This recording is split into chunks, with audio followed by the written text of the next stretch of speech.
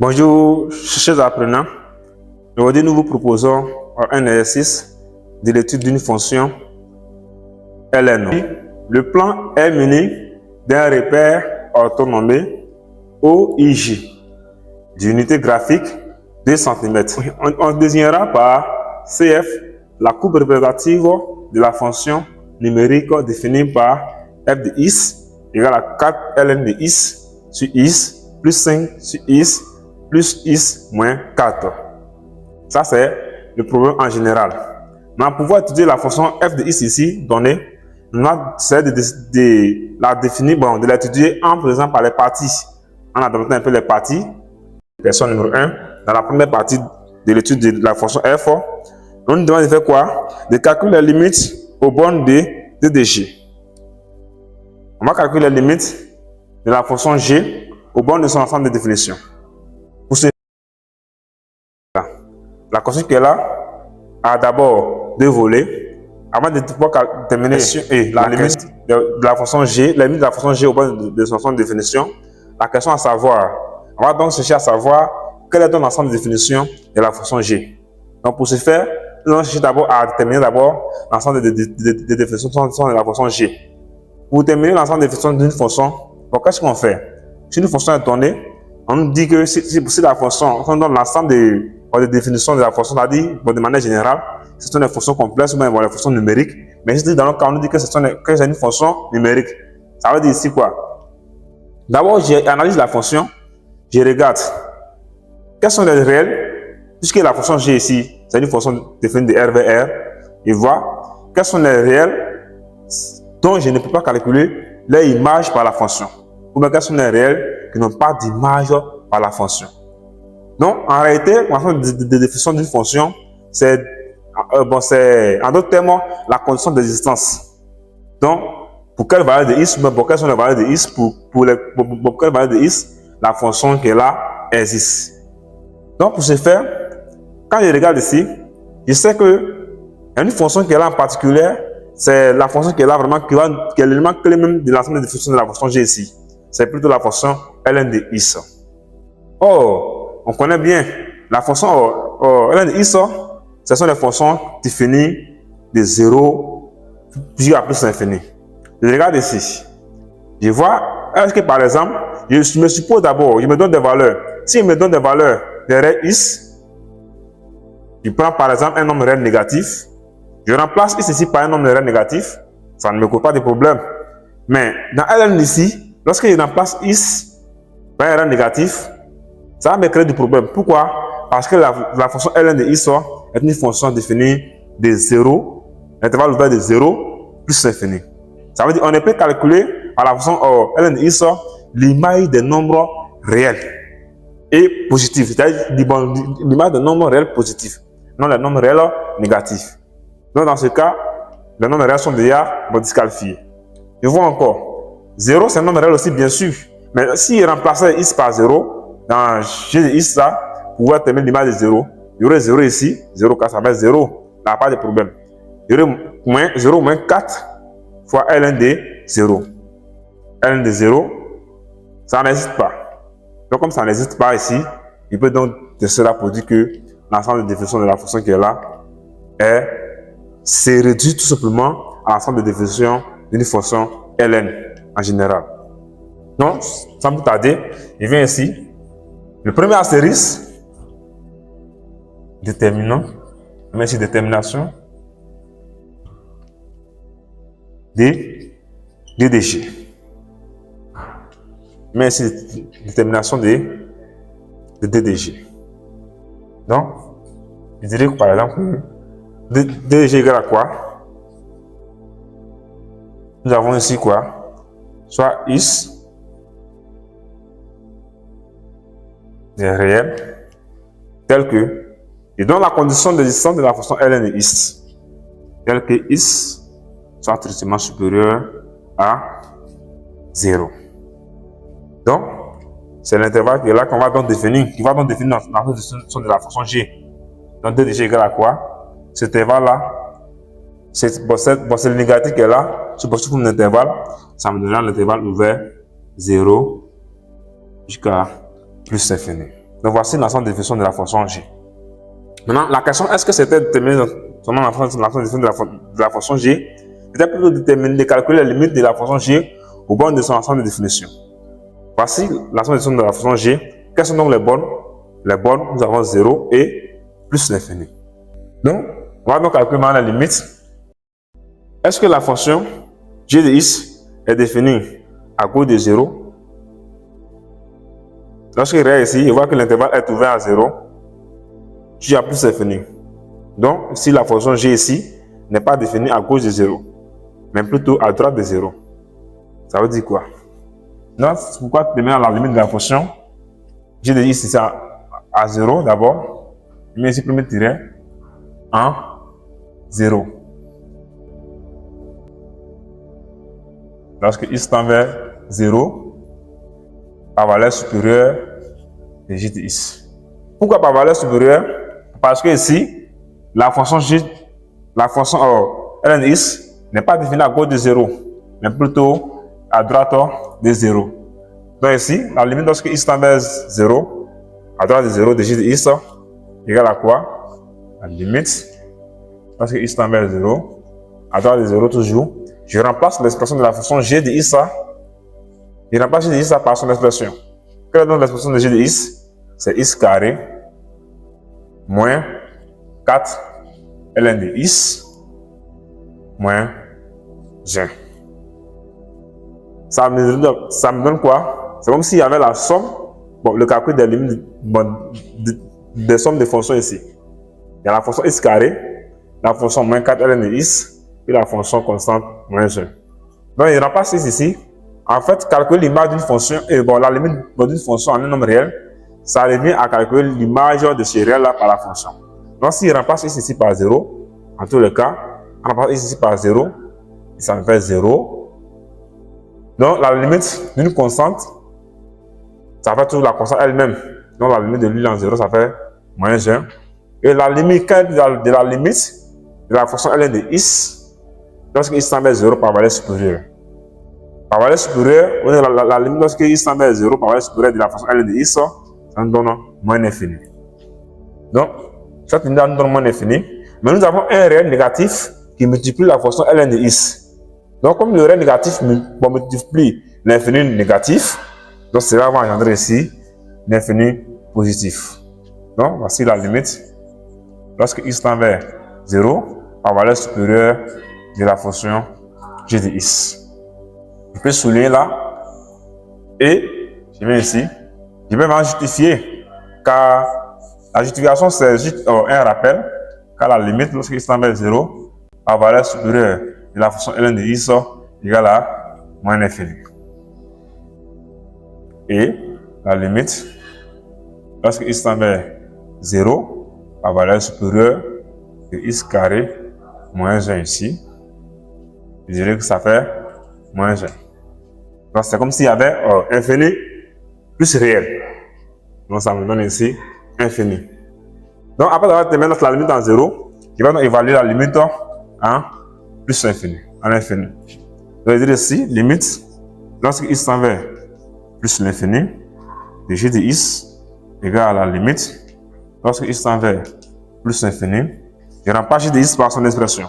Il n'y a rien d'autre que x carré moins 4 ln de x moins 1. X carré moins 4 ln de x moins 1. La limite en plus infini. La limite de x carré en plus infini, ça fait plus infini. La limite de ln de x, lorsque x tend vers plus infini, ça fait plus infini. La limite mais il faut qu'il y ait un moins, un réel à une constante négative qui multiplie l'infini positif ici. Donc cela va donner l'infini négatif. Donc j'ai l'infini positif plus l'infini négatif plus un réel. Puisque l'infini emporte sur le réel, donc je vais donc m'intéresser sur les deux infinis que j'ai. Mais il y a l'infini positif et l'infini négatif, qui n'est autre qu'une forme indéterminée.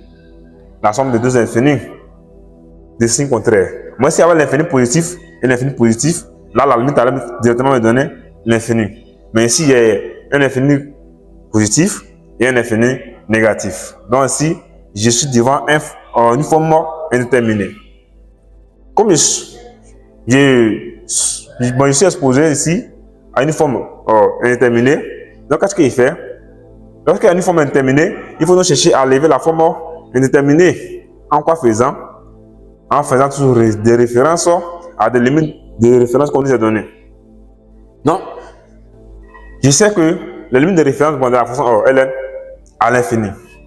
Je sais que la limite de la fonction ln de is, lorsque is tend vers la limite de la fonction ln de is sur is, lorsque is tend vers plus infini, me donne 0.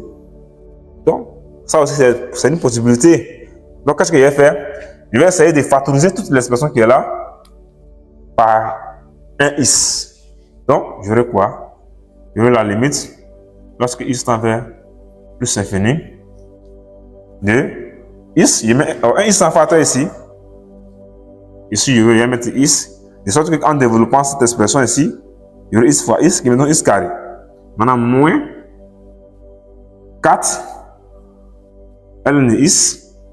Si je laisse comme ça, lorsque je développe, arriver ici, je ne vais pas trouver cette forme-là. Donc, tu vois que j'ai mis un is en facteur ici, mais il faut mettre un is au dénominateur ici. Maintenant, moins, ici également, nous avons moins 1 sur is. De sorte que, en développant cette expression, je retombe sur l'expression du départ. Maintenant que j'essaie de factoriser, je vais essayer encore. J'aurai maintenant la limite du produit des deux fonctions à l'infini, ou bien aussi il y aura produit ici à ce niveau, et ici il y aura des sommes à l'infini. Limite lorsque is tend vers plus infini de la fonction is, je sais que ça me donne is et au plus infini, parce que j'ai. Et la limite lorsque is tend vers is ici, à l'infini, ça me donne également is. Maintenant, quelle me vaut la limite lorsque is tend vers plus infini de ln de is sur is? Ça, c'est une limite de référence. Cette limite-là, ça donne 0 en plus infini. Maintenant, la limite lorsque is tend vers plus infini de 1 sur is. D'abord, on sait que la limite lorsque is tend vers plus infini de 1, ça me fait 1, c'est un réel. Ça, c'est tout pourquoi la limite de quotient. La limite lorsque is tend vers is, en plus infini, ça fait plus infini. Donc, il y a un réel sur un infini. Or, réel sur infini, ça donne également 0. Donc, du coup, cette limite-là, la limite de cette portion de fonction qui est ici, puisque ici, la limite en plus infini, ça fait 0. Là, ça fait 0. Ça fait 0. Là, il fait 0. Et que là, fait plus infini. Donc, la limite de cette portion-là, des fonctions, se réduit seulement à la limite de cette fonction is en plus infini. Il y a plus infini ici et plus infini. Donc, j'aurai ici produit des deux infinis positifs. Donc, produit des deux infinis positifs, ça me donnera ici infini positif. Ça veut dire plus infini. La limite, lorsque is tend vers plus infini, le g de is est égal à plus infini. Maintenant, si vous voulez, on peut donc justifier ici en disant quoi? La limite, lorsque c'est une rappel des limites de référence, lorsque ln de is, is tend vers plus infini, ln de is est égal à 0. Et on va prendre pour la fonction inverse, la limite, lorsque is tend vers plus infini, et 1 sur is égale à 0 également. Donc, voici donc la première question de la partie A. On va donc aborder la deuxième question de la partie A toujours de A. Ici, la question de A nous dit quoi? On nous demande de vérifier que, quel que soit is appartenant à l'intervalle ouvert 0 plus infini, on nous demande de vérifier que la dérivée de la fonction g de is est égale à 2 facteur de is carré moins 2 sur is. Voici ce qu'on nous demande de démontrer. La fonction g de départ, la voilà ici. Le g de is est égal à is carré moins 4is moins 1. Et on nous dit de vérifier que, quel que soit is appartenant à l'ensemble des définitions de la fonction g, l'expression de la dérivée de la fonction g est égale à 2 facteur de is carré moins 2 sur is. Donc, pour ce faire, je vais donc m'appuyer sur l'ensemble des fonctions de la fonction. Je vais d'abord rappeler l'expression de la fonction g de is que j'avais au départ. Là, ici, on a quel qu'il soit is appartenant à l'intervalle ouvert 0 plus infini, et g de is qui est égal à quoi? Is carré moins 4 ln de is moins 1. Voici la fonction qui est là. Ça me donne en réalité la somme de 3 fonctions. La fonction carré ici, la fonction ln de is qui est multipliée par une constante négative qui est moins 4 et la fonction constante moins 1. Or, qu'est-ce qu'on sait? Lorsque je vais dériver la somme de plusieurs fonctions, la dérivée de la somme de plusieurs fonctions, ça me donne la somme des dérivées de chacune de ces fonctions. Donc, si je veux dériver la fonction g de x qui est là, si la fonction g de x est composée de la somme de 3 fonctions, donc la dérivée de la fonction g de x ici, c'est la somme des dérivées de chacune de ces fonctions dont compose la fonction g de x. Comment il va faire? Il vient ici. Avant de chaque dérivée, je vais d'abord faire une position. Je vais dire quoi? Je vais dire d'abord la fonction g de x. La fonction g, par exemple, est dérivable sur l'intervalle ouvert 0 et ouvert en plus infini. Après avoir dit ça, je dis maintenant et quel que soit x appartenant à l'intervalle ouvert 0 et ouvert en plus infini, j'ai g' de x égale à quoi? Ça fait la dérivée, la somme des dérivées de ces fonctions. Quelle est la dérivée de la fonction x au carré? La dérivée de la fonction x carré, le 2 qui est là va descendre, va multiplier la fonction x à la puissance 2 moins 1. Il me donne ici 2x. La dérivée de la fonction ln de x, ce n'est rien d'autre que 1 sur x. Puisque la constante qui est là multiplie la fonction ln de x, on dit que la constante multiplicative ne participe pas à la dérivée. Donc ça va faire ici moins 4 multiplié par la dérivée de ln de x qui n'est rien d'autre que 1 sur x. Et la dérivée de la fonction constante, la dérivée d'une constante, ça fait 0. Donc, la dérivée de cette fonction ici se résume à 2x moins 4 sur x. Si je m'arrête là, c'est que je n'ai pas répondu à la question qu'ils m'ont posée. La question qu'ils m'ont posée, elle est celle-ci, qui dit que soit x appartient à l'intervalle 0 plus infini, et démontrer que la fonction g' de x est égale à 2 facteurs de x carré moins 2 sur x. Cette dérivée que je viens de trouver, que nous venons de trouver, n'est pas fausse, mais ce n'est pas la question qu'ils m'ont posée. Donc, qu'est-ce que je vais essayer de faire? Je vais rendre les deux fractions qui sont là au même dénominateur. Donc, je vais multiplier en rendant les deux au même dénominateur. J'aurai 2x fois x, qui me donne ici 2x carré, moins 4 sur x. Si je m'arrête là, je n'ai pas toujours encore répondu à la question. Donc, qu'est-ce que je fais?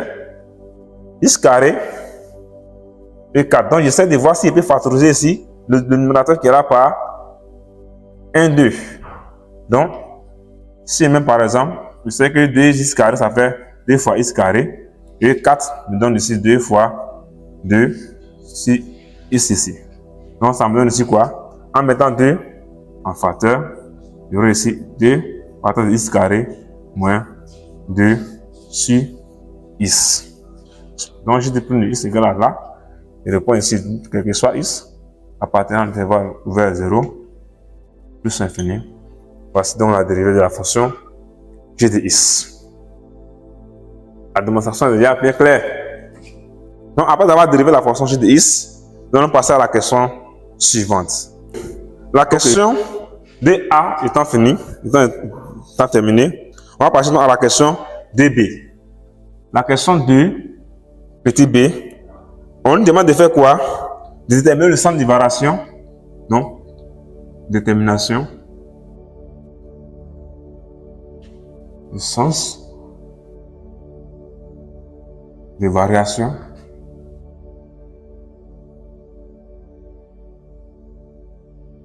de la fonction G. Comme ça, je souligne très bien et je reviens à la ligne. Détermine le sens de variation. Suivez-moi très bien. À ce niveau-là, beaucoup ont une confusion. Ils vont nous déterminer le sens de variation d'une fonction. Le sens de variation est différent du tableau de variation. Ok? Le sens de variation d'une fonction ici, ce n'est rien d'autre que de savoir si quels sont les intervalles sur lesquels, c'est la termination sont des intervalles sur lesquels une fonction est croissante, si la fonction est croissante, décroissante ou bien constante. Donc, pour ce faire, cette étude ici, l'étude de variation, de sens de variation d'une fonction, on se base sur le signe de la dérivée de la fonction. On se base sur la dérivée de la fonction. Et ce n'est rien d'autre que l'étude du signe de la dérivée. Quels sont les intervalles sur lesquels la dérivée de la fonction en question est positive, négative ou s'annule.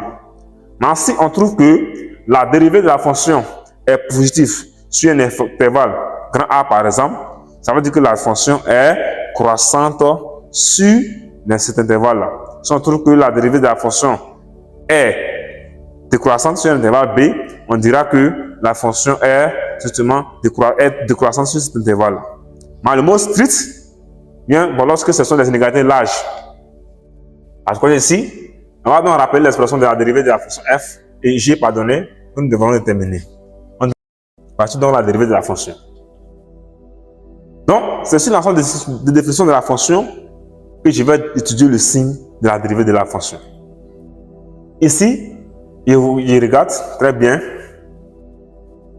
Il y a ma fonction, la dérivée de ma fonction qui est là. Et bon, qu'est-ce que je sais? Je sais que, quel que soit x pris dans l'intervalle ouvert 0 plus infini, à l'intervalle des réels positifs, x est strictement supérieur à 0. Puisque x est pris dans l'intervalle des nombres positifs, donc tout nombre positif en dehors de 0 est strictement supérieur à 0. Donc si x est positif, ça veut dire que son inverse aussi serait également positif. L'inverse d'un nombre positif est positif, l'inverse d'un nombre négatif est négatif. X étant positif, donc ça veut dire que son inverse aussi est positif. Or, qu'est-ce qu'il sait? Or, ma fonction G, la dérivée de la fonction G pour x égale à quoi? Or, quel que soit x appartenant à l'intervalle 0 plus infini, G prime de x, comment est-ce que je peux la réécrire? Je peux réécrire G prime de x comme ceci. 2 sur x multiplié par x carré moins 2.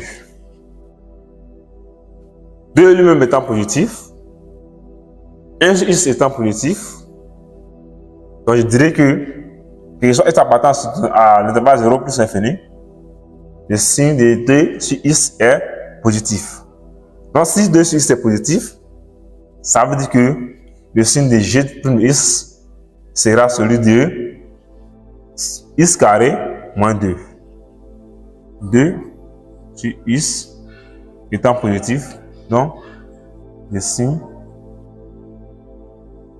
de g prime de x est celui de x carré moins 2. Donc, je vais étudier le signe de x carré moins 2. Pour étudier le signe de x carré moins 2, x carré moins 2, c'est un polynôme du second degré. Donc, je vais d'abord chercher les zéros. Donc, x carré moins 2, je vais d'abord la factoriser. Qu'est-ce que je vais faire pour chercher les zéros? Donc, x carré, je dirais quoi? Que soit x appartient à l'intervalle 0 plus infini. X carré moins 2 est égal à 0. Cela implique que je vais donc chercher à factoriser l'expression qui est là. X carré moins racine carrée de 2 au carré égale à 0. Racine carrée de 2, au carré, ça fait 2. Donc, ici, j'ai maintenant la forme de A carré moins B carré. Mon A ici, c'est X. Mon B représente ici racine carrée de 2. Donc, A carré moins B carré. Je veux donc son expression factorisée. Son expression factorisée, ça veut dire que A plus B facteur de A moins B. Donc, comme j'ai d'abord identifié mon A et mon B ici, je dirais tout simplement que cette expression-là me donne ici X plus que mon A plus mon B qui est racine carrée de 2 facteur de X que mon A toujours moins maintenant mon B qui est racine carrée de 2 est égal à 0. À quel moment donc le produit des deux nombres est égal à 0? Le produit des deux nombres est égal à 0 est nul lorsque ces deux nombres sont soit tous nuls ou bien lorsque un au moins dans ces deux nombres est nul. Donc je viens ici, en appliquant cette figure quoi, je dirais X plus racine de 2 égale à 0 ou X moins racine carrée de 2 égale à 0. Donc ici, il y aurait X ici égal à quoi? Moins racine carrée de 2 ou X ici est égal à racine carrée de 2. Donc, voici donc les deux solutions que j'ai. Mais, si on regarde très bien l'ensemble d'études de la fonction, on voit que X ici est pris où ça? X est pris dans l'intervalle 0 plus infini. Ça veut dire que X ne doit pas être un nombre négatif. Mais lorsque nous regardons ici très bien, on voit que X prend dans ce que nous avons résolu là, on a un X qui est égal à moins racine de 2 qui est négatif. Donc ça veut dire que cette valeur négative là ne sera pas maintenue, mais ne sera pas retenue. Parce que l'intervalle ici, c'est bien défini ici. On dit que soit X appartient à l'intervalle 0 plus infini. Ça veut dire qu'on ne doit pas trouver un nombre négatif comme valeur de X. Donc, la valeur négative ici sera donc éliminée. Par conséquent ici, on dira que quoi? G' de X, celui-là, il met ici impossible. Impossible. Car, quel que soit X appartient à cet intervalle-là, on ne peut pas avoir ce réel-là. Mais vous voyez, car moins racine de 2 n'appartient pas à l'intervalle vers 0 plus infini. Donc, comme j'ai fini d'étudier si, qu'est-ce que j'ai fait? J'ai donné un petit tableau de signes. Ce tableau est différent du tableau de variation. C'est quoi? Ce n'est que le tableau de signes de la dérivée de G. Donc, un petit tableau. Je mets ici G' de X ici.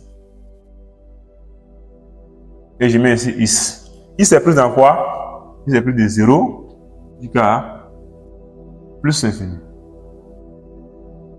Est-ce que la fonction G' est définie? Est-elle définie en 0? La dérivée de la fonction n'est pas définie en 0. Parce que ici, on ne peut pas calculer l'image de 0 par la fonction G' de X. Donc ici, ça veut dire qu'il fait deux trains comme ça. Ça veut dire que la dérivée de la fonction n'est pas définie en 0. Ni à gauche de 0. Son axe à droite de 0. Donc il regarde ici, quelles sont les solutions que j'avais trouvées lorsque je voulais terminer, bon, j'ai laissé G' de X. Il y a toujours moins racine de 2, E racine de 2. Vous voyez pourquoi on avait plutôt trouvé, bon, pour éliminer la moins racine carrée de 2, parce que moins racine carrée de 2 n'appartient pas à cet intervalle. On n'est pas mettre 0 ici, puis on met un nombre négatif à droite de 0. Ce n'est pas possible. Donc ici, là on va maintenir ici racine carrée de 2 qui est donnée. Racine carrée de 2. Car racine carrée de 2 appartient bel et bien à cet intervalle. Maintenant, ici, j'ai affaire à quoi? À une fonction pour le nombre de second degré. Pour tout le signe d'une fonction pour le nombre de second degré, un bref rappel, on a dit par exemple une fonction P de x par exemple est égal à ax carré plus ax carré plus bx plus c. Pour utiliser son signe qui est là, bon, le signe de problème qui est là, si je suppose que, bon, je vais me mener infini plus infini, hein. Si je suppose que il y a des solutions X1 par exemple et X2 sont des solutions, sont des zéros de ce polynôme qui est là. Si tu poses sur une définition, ça veut dire que c'est comme ce sont les zéros du polynôme, donc ici nous aurons l'image 0, ce sont un nombre qui annule le polynôme.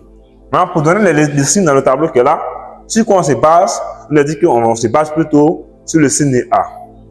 Fonction polynôme second degré. Donc, le signe A. On dit à l'extérieur, voici les racines qui sont là. À l'extérieur des racines, donc je me positionne comme ça. Lorsqu'il y a deux racines, je positionne comme ça. Voici l'intérieur des racines qui est ici. La région d'espace qui est là. Et on me dit quoi? À l'extérieur, voici l'extérieur des deux racines. Voici les deux extrémités, c'est l'extérieur, l'extérieur. Voici les deux racines. Voici l'intérieur qui est là. Voici l'extérieur, extérieur. On dit à l'extérieur des deux racines, on met quoi? On garde le signe de A. C'est-à-dire A garde son signe. Mais le signe de A. Signe de A. Maintenant, à l'intérieur des deux racines, je mets quoi?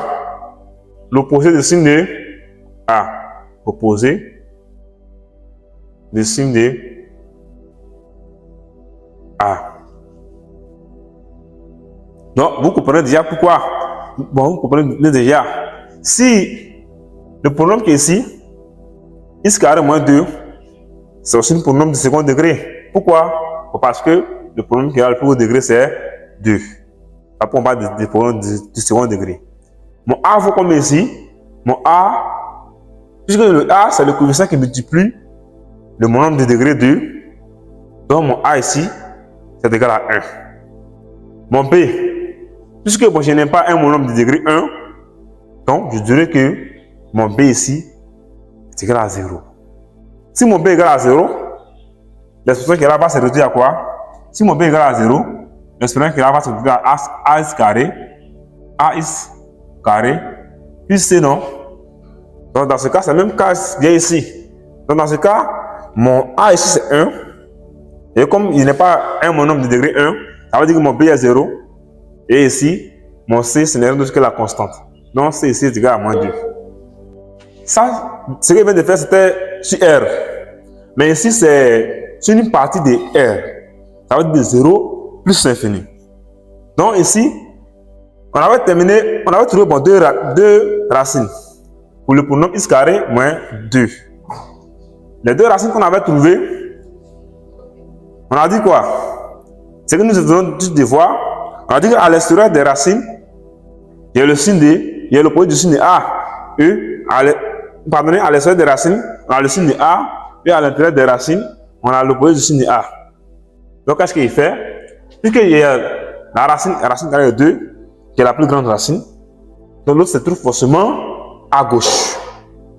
Maintenant, comme 0 est supérieur à la racine qui se trouve à gauche, à la deuxième racine, donc ça veut dire quoi?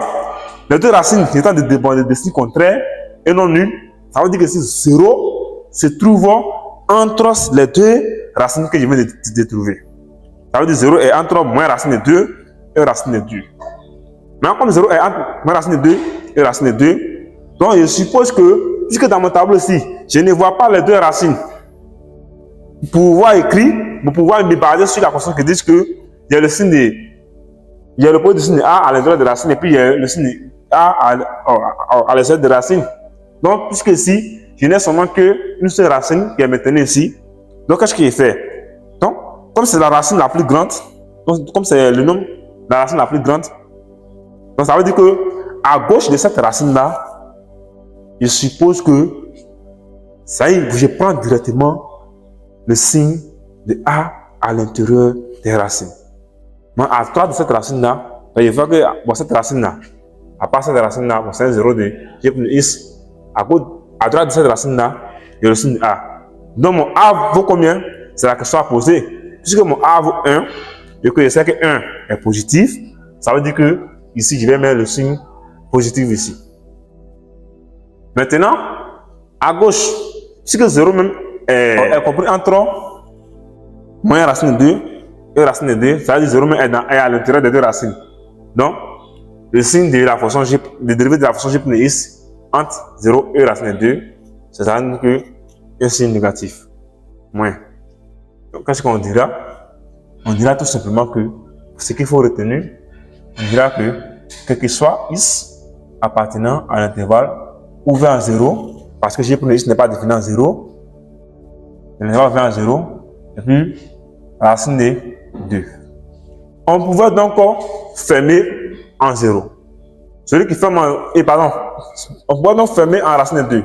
Celui qui ferme en racine de 2 n'a pas tort. Mais nous, on préfère donc ouvrir ici en racine de 2. Si on a ouvert en racine de 2, on dira que quoi?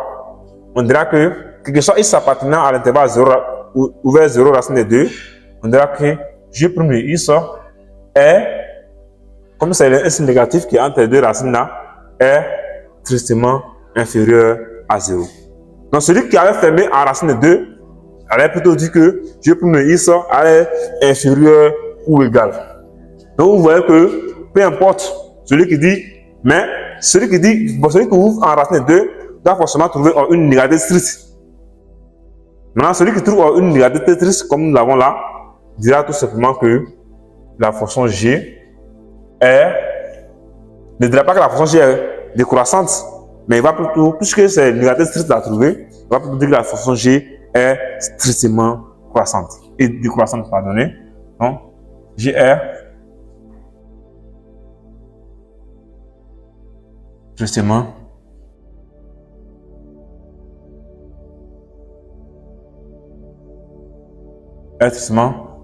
décroissante. Pourquoi? Parce que la dérivée est négative sur l'intervalle 0 ouvert à racine de 2. Maintenant, celui qui avait fermé à racine de 2 et qui avait trouvé la dérivée de la fonction g' x inférieure ou égale à 0, allait plutôt dire la fonction g